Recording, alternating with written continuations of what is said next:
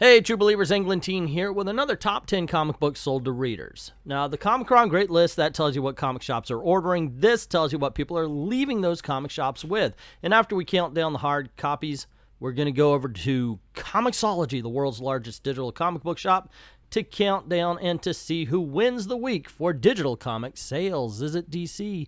Is it Marvel? I don't know. The tension is so palpable you could cut it with a knife. Now, these are the comic book shops that participated. So by all means, if you're in their area, stop by, say hi, maybe buy something, and don't forget to support your own local comic book shop. Now, with all that aside, and without further ado, let's get this party started. At number 10, we have Guardians of the Galaxy, number 7. Coming in at number 9 is Web of Venom, Funeral Pyre, number 1. In the number 8 spot is Valkyrie, number 1. Coming in at number 7 is Action Comics 1013. At number 6, we have The Flash, number 75. At number 5 is The History of the Marvel Universe, number 1. Coming in at number 4 is The Amazing Spider-Man, number 26. Detective Comics 1008 comes in at number 3. In the runner-up spot at number 2 is Batman, Curse of the White Knight, number 1. And in the number 1 spot, we have The House of X, number 1. So there you go, guys. Even though I'm a DC fan, I have to announce that this is a pretty hearty win for Marvel Comics. I mean, it's 6-4. And even though 3 of DC's 4 is in the top 5, Marvel still took the number 1 spot. So, yeah, got to give it up. Got to give it up to the House of Ideas, I say in quotation marks. All right, but that's what I have to say about the countdown. Let's go and find out what the comic book shops have to say about it, and then we're going to go over to Comixology and check out who wins the digital week. This week we have 6 Marvel and 4 DC titles in our top 10, but the real surprise is that the House of X took first place over Batman Curse of the White Knight number 1. Although there were only a 2-copy spread between the two. Marvel had 4 first issues in the top 10, which indicates that fans are interested in the Marvel's new wave of books, and that's a good thing. Not really. It doesn't matter what the number is on the comic or even what the cover looks like. It matters what's in between, and what's in between these number 1 issues for the most part are not all that great. Seriously. I've read them. I give them a shot, and they are found lacking.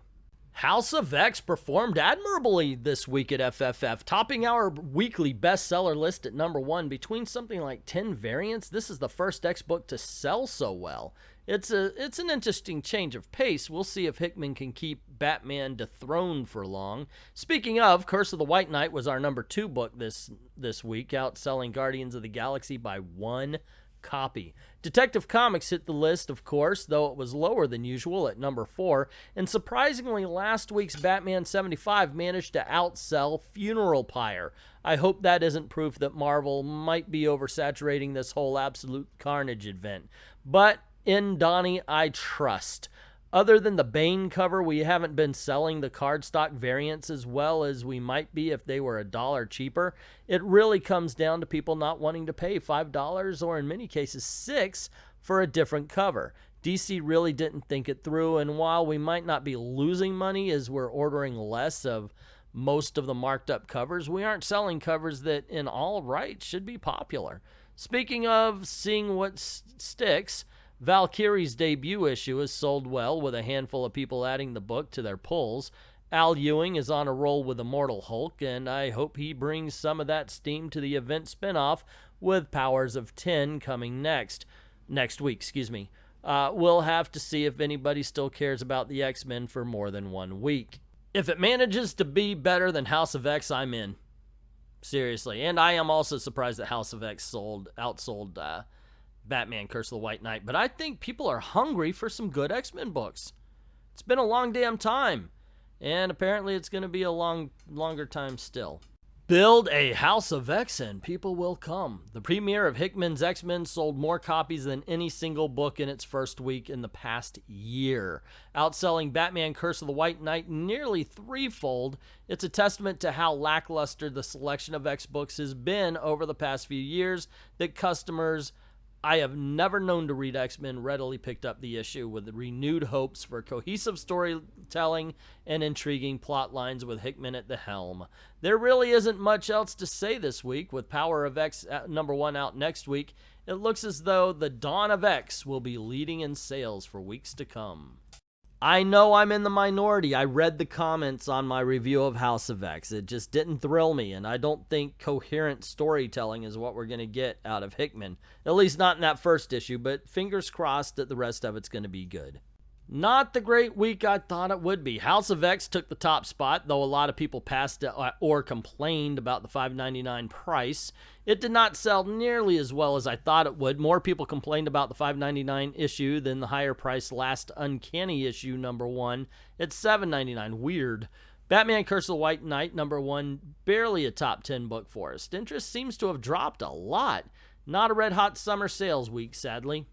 That's strange. I'm wondering if this guy complains a lot about comics. You know, like, oh, Marvel sucks because they do this, or DC sucks because they do that. It would make sense. That way, that would explain why nobody's excited for the new books that it seems like every other shop is reporting good sales on. I don't know. That's just a theory. I don't know who these people are. I've never met them, so I really can't say.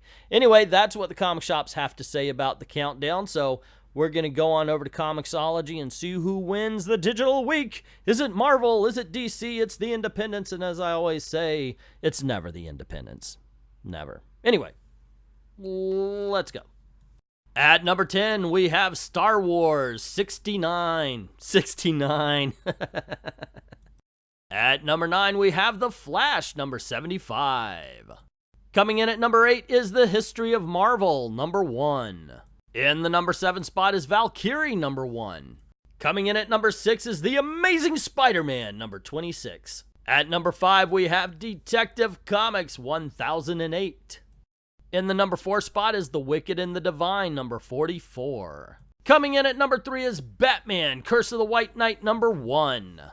And in the runner-up spot at number 2, we have Action Comics #1013. Ladies and gentlemen, you live in a world where Brian Michael Bendis outsold Sean Murphy. Seriously, we need to fix that. And in the number 1 spot is House of X #1. So there you go, gang. Marvel lost a spot to Wicked and Divine, but they still win 5-4 over DC. So that's all the same. Now, it's not looking good for my team because we know who wins usually with the back end. Marvel usually owns 11 through 20. So let's find out. At number 11, we have Justice League Dark #13, and the score is tied 5-5. At number 12, we have Guardians of the Galaxy #7. Marvel takes it again. It's now 6-5 their favor. Score one more for the independents with Lazarus Risen. At number 14 is Wonder Woman #75. The score is tied 6-6. At number 15, we have Tony Stark Iron Man #14. It's now 7-6 in Marvel's favor. At number 16, we have Marvel's Epilogue, and that makes it 8-6. Marvel's pulling away. At number 16 is Doctor Strange 16, and Marvel is now 9-6. At number 18, we have the Magnificent Ms. Marvel #5. It is now 10-6. There's absolutely no way for DC Comics to make a comeback on this. Marvel wins the week. At number 19, we have Life is Strange. And number 20 brings us the Terrifics #18. So DC does lose, but it is 10-7. Holy Toledo, that's 2 weeks in a row my team loses. 2 weeks in a row. DC falls before the might of Marvel. What's it going to take? What will it take for you guys to start buying some DC Comics again? Batman Curse of the White Knight. Come on, dudes. Well, you know what? Coming up, we've got Hawkman this week. We got some good stuff, right? Right? I don't know. Seriously, it is kind of embarrassing that Marvel can beat DC with Valkyrie #1. That's a shame. That is a crying shame right there. We should be embarrassed. We should be ashamed of ourselves for buying that crap. It wasn't that bad, but it wasn't that good either. History of Marvel was still also mundane, but that's my opinion. All I could speak is my opinion. And that is why I always ask, hey, that's my opinion. What is yours? What do you think about this? Is there a way for DC Comics to get back their mojo? Let me know what you think people should be buying more of, either DC, Marvel, or independent. What do you think is in the countdown way too high? What do you think is too low? Let me know in the comments below. Don't forget to click like and share and subscribe. Make sure you're ringing that bell, that notification bell, and you have notifications on, because that's all YouTube really pays attention to. And even then, they say they're not going to share every video with everybody who hits the notification bell. What's going on? I don't know. They're choking on my channel, so that's why I'm asking you guys to share. And if you don't mind helping out, go on over to Patreon or to Ko-Fi. Links in the description below. Drop $1 in the till, or make me work for my money and commission a video. A lot of people have done that. It's been a lot of fun. I've still got some videos coming up that are going to be really cool, that are exploring heroes and villains and books that you just never thought somebody would be talking about. So go on over, pick out a story or a countdown or something for yourself. Once again, links in the description below. I'd like to thank everybody who's already done that, and to everyone, all of the true believers, thank you very, very much for watching.